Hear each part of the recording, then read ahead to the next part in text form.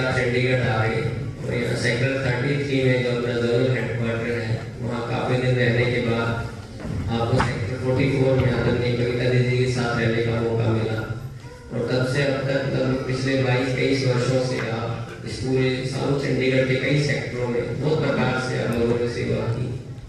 आप सबको मालूम हो कि यहाँ सेंटर्स जो खुलते हैं वो किसी भी डिमांड पे खुलते हैं किसी भी एरिया में और फिर वहाँ से एक सेक्टर से दूसरा सेक्टर तीसरा सेक्टर से बहुत सारी ब्रांचेस चंडीगढ़ में खुली है। तो यहाँ भी इन आसपास के 12-13 सेक्टरों में बहुत अच्छी सेवा चलती है। आदरणीय मनोदीदी जी का बहुत योगदान है, बहुत सरल स्वभाव है उनका और ज्ञान योग पर बहुत अच्छी पकड़ है। अभी दीदी जी से आज शिवरात्रि के बारे में हम सुनते हैं। आदरणीय मनोदीदी जी। आप सबको महाशिवरात्रि के इस पावन दिन की बहुत बहुत दिल से मुबारक हो।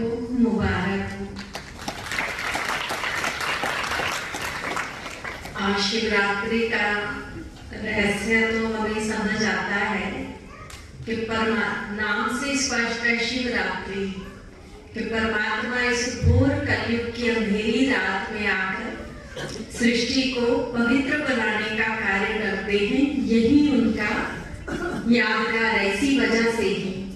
बाकी हमने शिवरात्रि पर करना क्या है वो आज सुनेंगे। तो परमात्मा को हम कैसे खुश कर सकते हैं? शिवरात्रि पे तो ज्यादातर यही समझते हैं ना, सुबह से लेके लाइनें लंबी लंबी उनके स्थान पर लग जाती हैं और बड़े प्यार से भगत जल चढ़ाते हैं और व्रत भी रखते हैं। आज आपने देखा होगा। तो लेकिन उसका आध्यात्मिक रहस्य क्या है?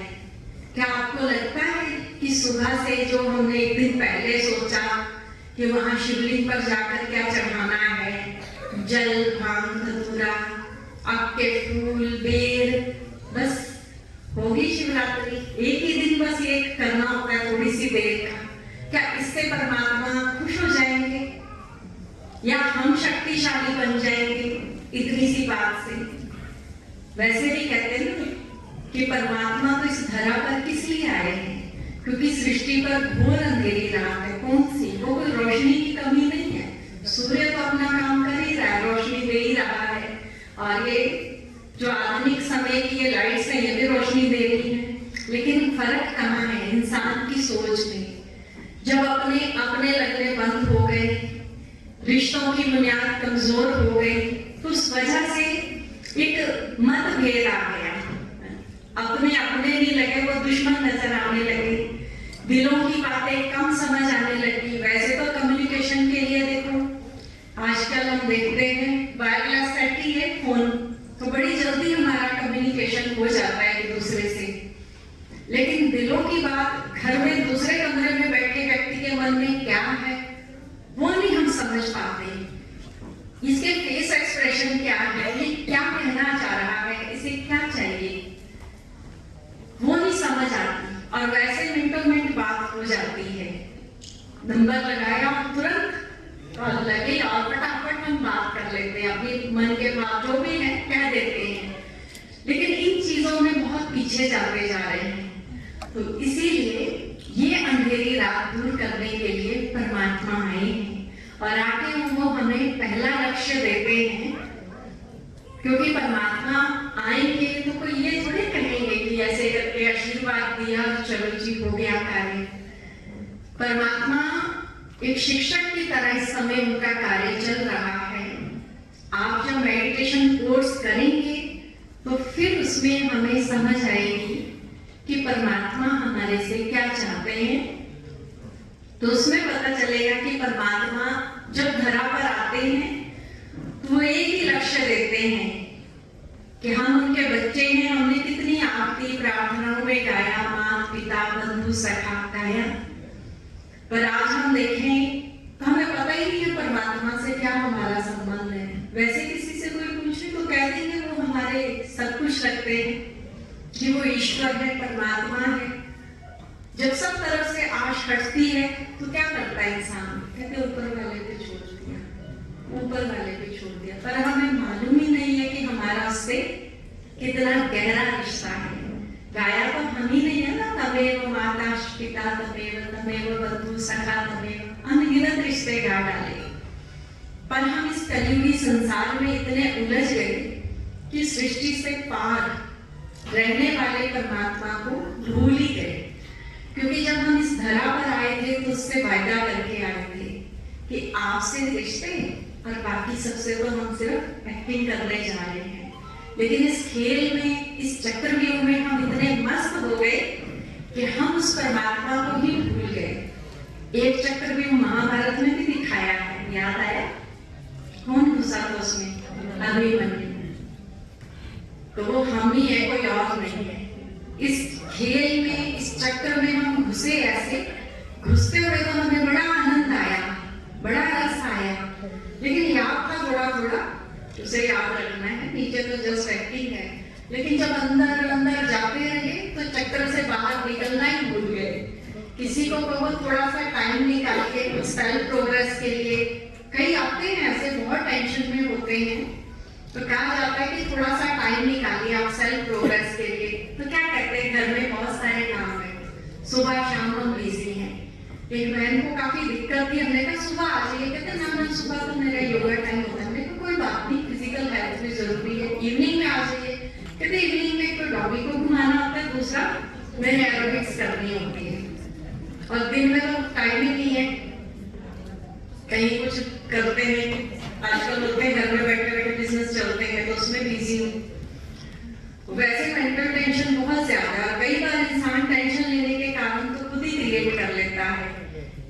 और आके पैसा भी ऐसी चीज है, कोई गलत बात नहीं है कमाना, पर कई इतने ज्यादा काम आगे खोल के उसका विस्तार कर लेते हैं कि खुद ही उलझ जाते हैं। तो ये है वो चक्रव्यूह। तो आज अगर हमें समझ आए तो हमें उस चक्रव्यूह के बाहर निकल के थोड़ी देर क्या करना है, मेडिटेशन की प्रैक्टिस करनी है कि परमात्मा इस धरा पर आकर जो मुझे कह रहे हैं कि बच्चे तुम शक्तिशाली बन सकते हो, स्व परिवर्तन से विश्व परिवर्तन करना है।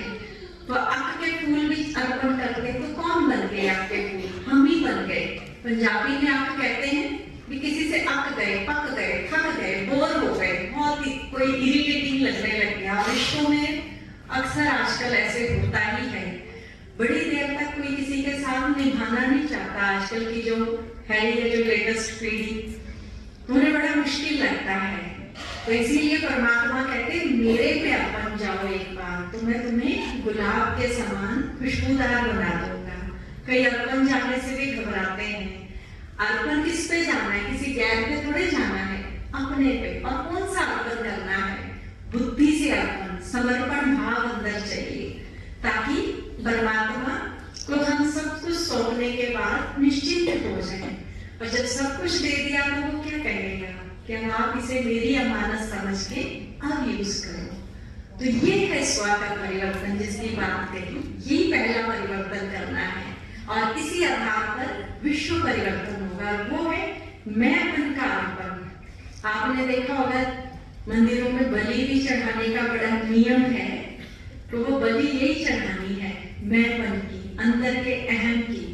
तो जब सब कुछ अर्पण कर दिया तो वो अपने आप ही हमारी क्वालिटी चेंज करेंगे, गुलाब के समान हमें खुशबूदार बना देंगे। गुलाब के फूल की तो बहुत वैल्यू होती है, खिला हुआ है तब भी सुंदर लग रहा है, पौधे से उतर गया तो मंदिर में अर्पण हो जाता है, पंखुड़ियां सूख भी गई तो उसका गुलकंद बन जाता है, और उसका गुलाब जल भी बन जाता है। उसका हर आदि और अंत सुखदायी है।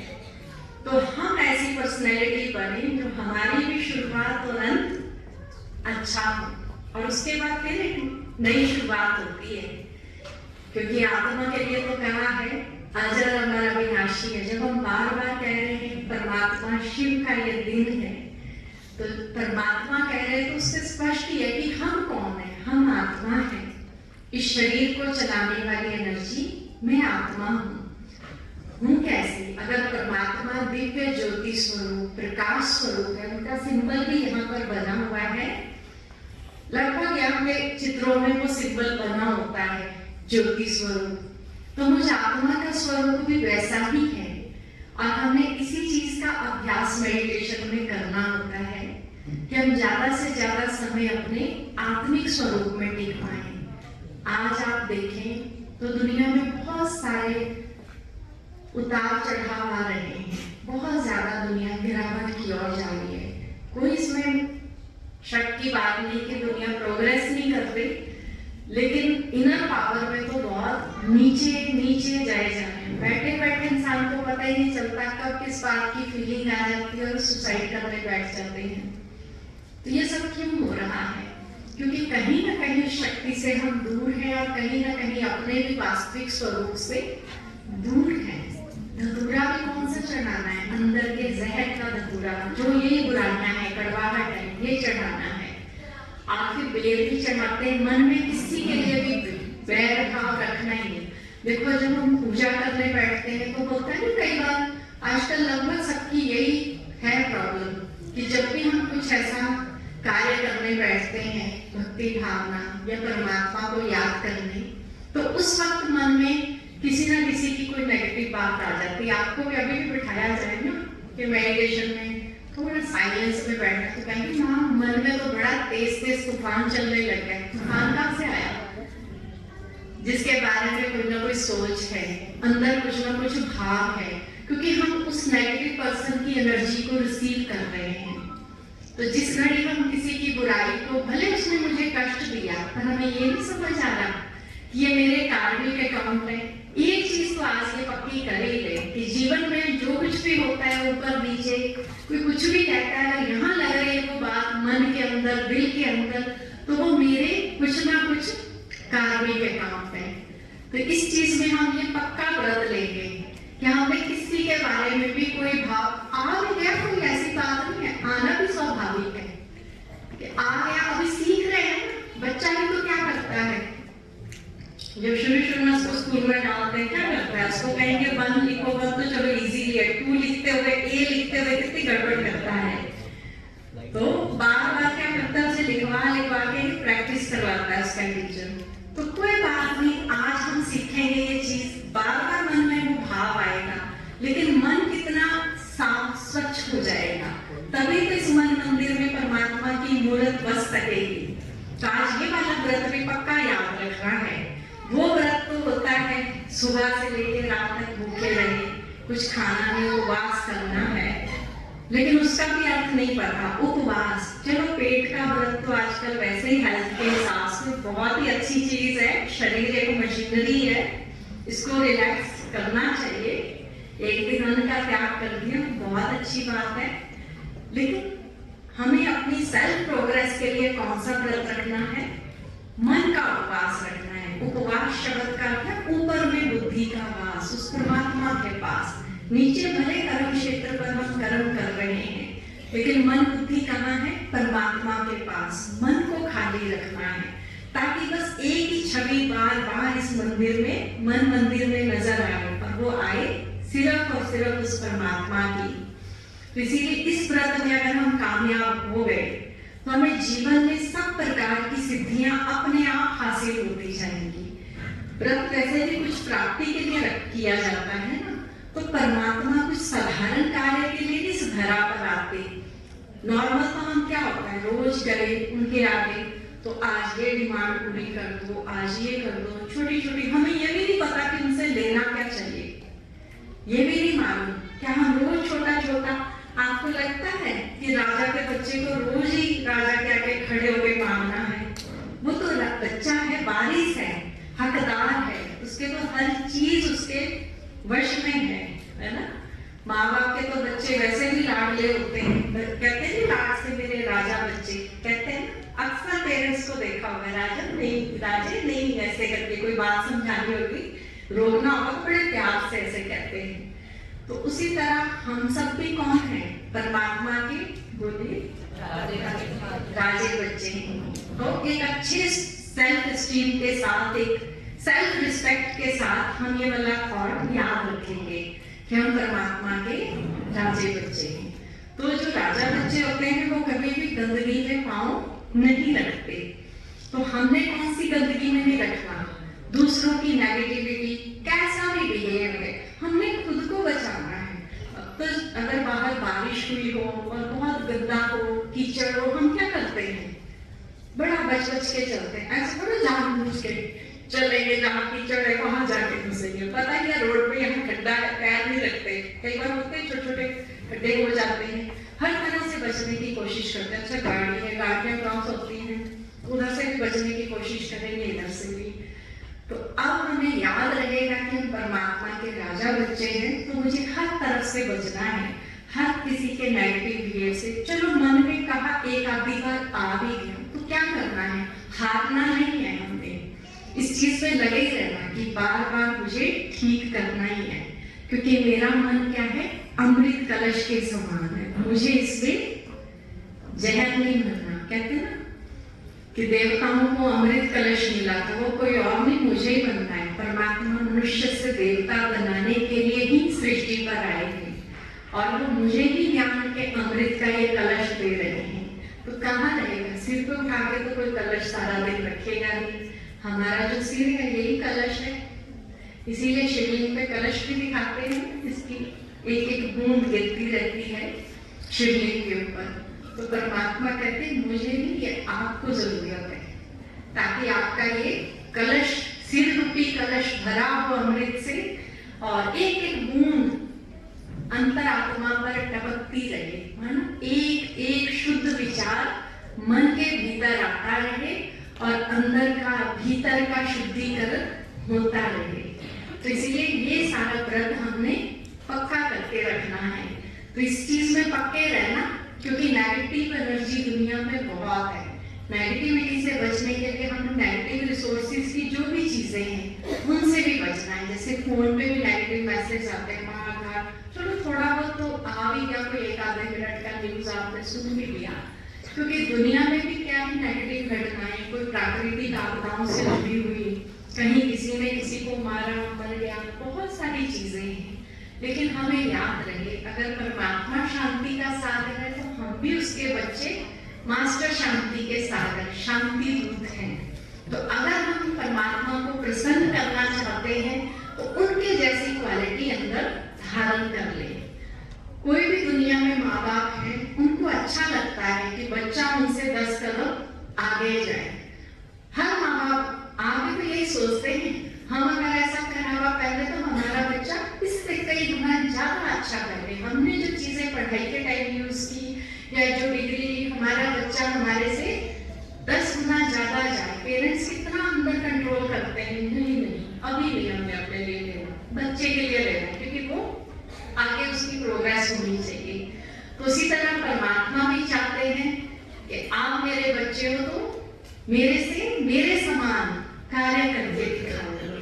तो इसीलिए हमें याद रहे कि वो शांति का सागर को हम शांति दूत बनकर हमें दुनिया को बस देना ही है। दाता के बच्चे हैं तो दाता जैसा फर्ज ही हमने निभाना है। तो इसीलिए सोल लेवल की प्रैक्टिस भी जरूर करनी है। जितना हम सोल कॉन्शियस होते जाएंगे, अपने आप ही परमात्मा की शक्तियां हमें मिलती जाएंगी और हम हर तरह की दुनिया की नेगेटिव एनर्जी से बच जाएंगे। तो इसीलिए ये सारी चीजों का परहेज भी याद रखना है, क्योंकि व्रत वाले दिन तो खाने पीने का भी ध्यान रखते हैं। तो इसीलिए ये मन का भोजन हमें कैसा रखना है, अच्छे वाला रखना है। जैसे आजकल फिजिकल हेल्थ के लिए भी डाइटिशियन कहते हैं ना, आप कच्ची चीजें ज्यादा खाइए, फिजिकल हेल्थ के लिए फ्रूट ज्यादा खाइए, वेजिटेबल खाइए, लेकिन पका के नहीं कच्चा, ताकि स्वास्थ्य अच्छा रहे। तो मन को शक्ति देने के लिए हमें अच्छे पॉजिटिव थॉट्स, यही भोजन देना है। और एक बार फिर से आपको बहुत बहुत